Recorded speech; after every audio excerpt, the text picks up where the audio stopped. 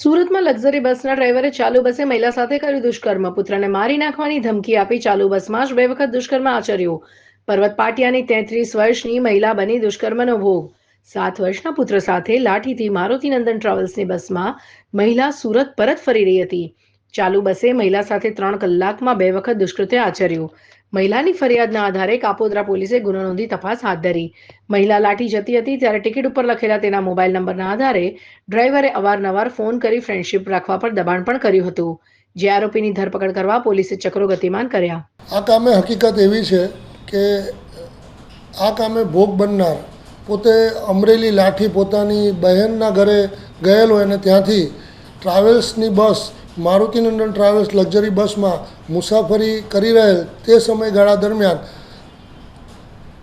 ટ્રાવેલ્સના ડ્રાઈવરે બનાવના દિવસે રાત્રિના 2:00 થી 5:00 દરમિયાન તેની સાથે તેની મરજી વિરુદ્ધ શરીર સુખ માણેલ હોય અને આનું અન્વયે જો તું કોઈને હકીકત જણાવીશ તો હું તને જાનથી મારી નાખીશ તેવી ધમકી આપેલ હોય, જે અનુસંધાને ભોગ બનનારે અત્રે કાપોદ્રા પોલીસ સ્ટેશન ખાતે ફરિયાદ આપતા તેઓની ફરિયાદ હકીકત લઈ અને હાલ આ ગુનાની તપાસ second point Shri M.R. Solanki Kapodra police station નાઓ કરી રહેલ છે.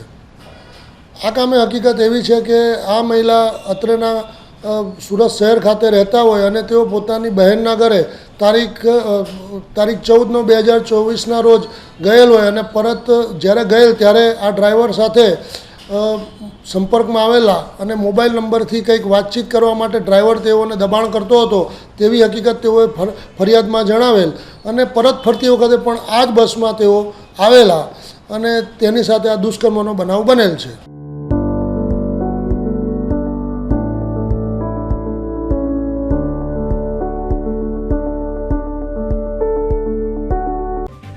જો તમે આ વિડીયો ફેસબુક પર જોઈ રહ્યા છો તો લાઈક અને ફોલો કરો અને યુટ્યુબ પર જોઈ રહ્યા છો તો અમારી ચેનલને સબસ્ક્રાઇબ કરો.